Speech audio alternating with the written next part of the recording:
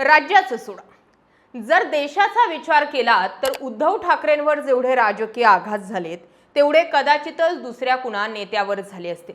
आपल्या वडिलांनी रक्ताचं पाणी करून वाढलेल्या पक्षावर उपरे जेव्हा अतिक्रमण करतात आणि अख्खा पक्षच गिळतात, तेव्हा एक मुलगा आणि एका पक्षाचा पक्षप्रमुख म्हणून उद्धव ठाकरेंना काय वाटत नसेल याचा विचार न केलेलाच बरा। राजकारणात निर्णय चुकतात, कधी कधी अनपेक्षित निर्णय घ्यावे लागतात।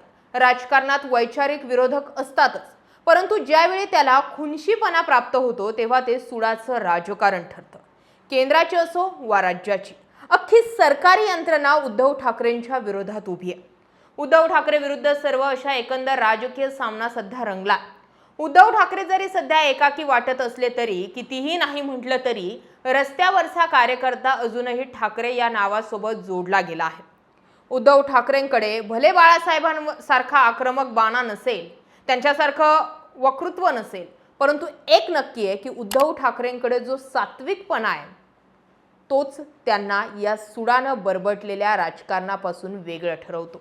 एवढे आघात सहन करून पाठीवरील वारे झेलून देखील आज ठाकरेंना पुन्हा राजकारणातून संपवण्यासाठी भाजपला संपूर्ण यंत्रणा कामाला लावावी लागते। ते यासाठीच की ठाकरे संपत का नाही, ठाकरे हरत का नाही, ठाकरे वाकत का नाही, कारण एकच, ठाकरे होणं सोपं नाही। 2022 सालचा ऐतिहासिक बंड, त्यानंतर थेट पक्षाचं नाव आणि धनुष्यबाण हे चिन्ह हातातून जाणं, आणि आता पुन्हा 6 खासदारांचं बंड। इतकी प्रचंड विपरीत परिस्थिती समोर असतानाही उद्धव ठाकरे डगमगताना दिसत नाही। सत्तेच्या दांडक्याखाली जेव्हा भले भले कोसळतात तिथे केवळ एक ठाकरे नडतो आणि पुन्हा उभा ठाकतो। महाराष्ट्राच्या राजकारणाने आजवर अनेक चढउतार पाहिलेत, अनेक बंड आणि राजकीय खेळ अनुभवलेत, पण गेली काही वर्ष ज्या वादळाला एक माणूस एकट्या छाती ठोकपणे सामोरं जातोय ते पाहिल्यावर राजकारणाच्या पलीकडे जाऊन एका माणसाच्या धैर्याचं कौतुक करावंच लागेल। 2022 मध्ये ज्यांच्यावर जीवापाड विश्वास ठेवला त्या सहकाऱ्यांनी एका रात्रीत पाठीत खंजीर खुपसला। ज्यांना बोट धरून राजकारण शिकवलं किंवा शिकले त्यांनीच पक्षावर हक्क सांगितला। निवडणूक आयोगाच्या एका निर्णयानं बापानं रक्ताचं पाणी करून उभा केलेला पक्ष गेला, हक्काचा धनुष्यबाण हातून निसटला। तेव्हा बोलायला जागा होती की मोदींच्या नावावर जिंकून आलेत, पण आता तर चेहराही उद्धव ठाकरेंचा होता, चिन्हही ठाकरेंचंच होतं। मग आता ठाकरेंच्या जीवावर निवडून आलेले लोक जेव्हा पक्ष सोडून जातात, वरून ठाकरेंनाच दूषण देतात, तेव्हा अशा नतद्रष्टांना नेमकं काय म्हणावं? कारण एकच, सत्ता, सत्तेचे लालसी, सत्तेला चिकटले। हे सत्तेचं रक्त जेव्हा तोंडाला लागतं तेव्हा हे घडतं। इतकी पडझड झाल्यावर कोणताही सामान्य माणूस कोलमडून पडला असता, पण उद्धव ठाकरे खचले नाहीत, ते थांबले नाहीत आणि झुकले तर अजिबात नाहीत, कारण उद्धव ठाकरे होणं खरंच सोपं नाही।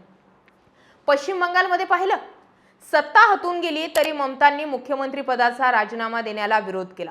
यावरून उद्धव ठाकरे किती भावनिक आणि सात्विक होते याचा वेध घेता येतो। 2022च्या बंडानंतर ठाकरेंनी एका झटक्यात वर्षा बंगला सोडून अत्यंत शांतपणे आकांत तांडव न करता मातोश्रीवर परतण्याचा निर्णय घेतला। त्यांच्या चेहऱ्यावर सत्तेचा लोभ कधीच नव्हता, होते ते फक्त आपल्याच लोकांनी दिलेल्या दगाबाजीचं दुःख। त्यानंतर यंत्रणांचा वापर करून मूळ नाव आणि चिन्ह हिरावून घेण्यात आलं, पण ज्यांना वाटलं की चिन्ह गेल्यावर माणूस संपेल त्यांना ठाकरेंनी दाखवून दिलं की शिवसेना ही निवडणूक आयोगाच्या कागदावर नाही तर महाराष्ट्राच्या माणसाच्या रक्तात आणि काळजात कोरली गेली आहे। सत्ता आणि पक्ष हातून गेल्यावर देखील ठाकरेंनी स्वतःच्या बळावर 9 खासदार, 20 आमदार आणि मुंबई पालिकेत 56 नगरसेवक निवडून आणलेत, परंतु गिधडांची नजर अजूनही त्यांच्यावरच होतीच म्हणावी। आज पुन्हा एकदा राजकीय वर्तुळात ऑपरेशन टायगरच्या नावाखाली त्यांच्या 6 खासदारांचा घोडेबाजार केला जातोय। लोक विचारतात, उद्धव ठाकरे आपल्या नेत्यांना का थांबवू शकले नाहीत, पण याचं उत्तर त्यांच्याच भूमिकेत आहे। ठाकरे जाहीरपणे सांगतात, ज्यांना जायचंय त्यांनी आनंदानं जावं, मी कोणाची मनधरणी करणार नाही। हा अहंकार नाही, हा त्या बापानं शिकवलेला स्वाभिमान आहे, ज्यानं कधीही कोणासमोर लाचारी पत्करली नाही। ईडी, सीबीआय किंवा सत्तेच्या प्रलोभनांपुढे गुडघे टेकणाऱ्यांना जर स्वतःच्या पक्षासोबत गद्दारी करावीशी वाटत असेल तर असे नेते पक्षात नसलेले बरे। उद्धव ठाकरेंनी कोविडच्या अत्यंत कठीण काळात महाराष्ट्राला कुटुंब प्रमुख म्हणून सांभाळले। फेसबुक लाईव्ह वरून येणारा त्यांचा तो शांत, संयमी आवाज आजही महाराष्ट्रातील प्रत्येक घराला आपला वाटतो।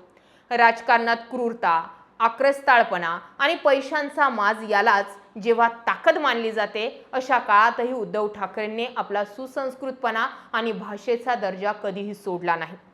लोकांनी आमदार चोरले, खासदार चोरले, पक्ष चोरला, पण उद्धव ठाकरेंच्या वाट्याला आलेली जनतेची सहानुभूती आणि प्रेम ते चोरू शकले नाहीत. 2024च्या लोकसभा निवडणुकीत कोणतीही सत्ता, पैसा किंवा मूळ चिन्ह नसतानाही जनतेने त्यांच्या मशालीला जी ताकद दिली, तीच ठाकरेंची खरी ताकद आहे. बाळासाहेब ठाकरेंचा वारसा चालवणं म्हणजे केवळ भाषणं ठोकणं नाही, तर संकटाच्या काळामध्ये पक्षाच्या पाठीशी ढाल बनून उभं राहणं, संकटातही पक्षाला बळ देणं हे महत्त्वाचं आहे. आज उद्धव ठाकरेंच्या बाजूला काही मोजकेच निष्ठावंत उरलेत, तरी कोणत्याही महाशक्तीला न घाबरता ते आलेल्या संकटांचा सामना करतायत. सगळे सोडून गेले तरी चालेल, पण तत्वांशी तडजोड करायची नाही, हा बाणा फक्त एक ठाकरेच जपू शकतात. इतिहास रडणाऱ्यांचा नाही तर लढणाऱ्यांचा लिहिला जातो हे पक्क आहे. राजकारणात जय पराजय येत जात राहतात, हेही खरंय. आज जे सत्तेच्या शिखरावर आहे ते उद्या जमिनीवर येतील. पण जेव्हा जेव्हा महाराष्ट्राच्या स्वाभिमानाचा आणि निष्ठेचा इतिहास लिहिला जाईल, तेव्हा उद्धव ठाकरेंचं नाव घेतलं जाईल. पक्ष गेलं, चिन्ह गेलं, साथीदार गेले, पण विपरीत परिस्थितीतही जो माणूस चेहऱ्यावर हसू ठेवून नव्यानं उभा राहतो, तोच खऱ्या अर्थानं योद्धा असतो. एक साधं लॉजिक मी तुम्हाला सांगते. जो माणूस म्हणजे उद्धव ठाकरे, जे तत्व, निष्ठा, विचारसरणी किंवा कुठल्याही प्रलोभनांना न बळी पडता, ईडी सीबीआयला न घाबरता, सत्तेची चाकरी न करता या महाशक्तीच्या विरोधात उभे राहत आहेत, त्या उद्धव ठाकरेंना या महाशक्तीसोबत किंवा भाजपसोबत हातमिळवणी करायला कितीसा वेळ लागणार आहे? आज जर उद्धव ठाकरेंनी फक्त एक हात पुढे केला तरी सुद्धा भाजप रेड कार्पेट टाकून उद्धव ठाकरेंचं स्वागत करेल. कारण भाजपलाही माहिती आहे, ठाकरेंशिवाय शिवसेना ही काही काळापुरती चालू शकते. आज जरी एकनाथ शिंदेंना वाटत असेल पक्ष आपण मिळवला, खासदार निवडून आणले, आमदार निवडून आणले, पण हे सगळे आलेले जे ठाकरेंचे झालेले नाहीत ते उद्या तुमचेही होणार नाहीत, ते कुणाचेच नाहीत, ते फक्त सत्तेचे. आणि ही सत्ता आज तुमच्याकडे असल्यामुळे ते येत आहेत. पण भाजप या पक्षाला माहिती आहे की ठाकरे जर आपल्यासोबत यायला तयार झाले तर सगळी राजकीय परिस्थिती बदलू शकते. उद्धव ठाकरेंना फक्त तो एक निर्णय घ्यायचा आहे. तो एक निर्णय जर ठाकरे घेतायत तर एकनाथ शिंदे यांचा आत्तापर्यंत आखलेला अख्खा राजकीय खेळ संपतोय.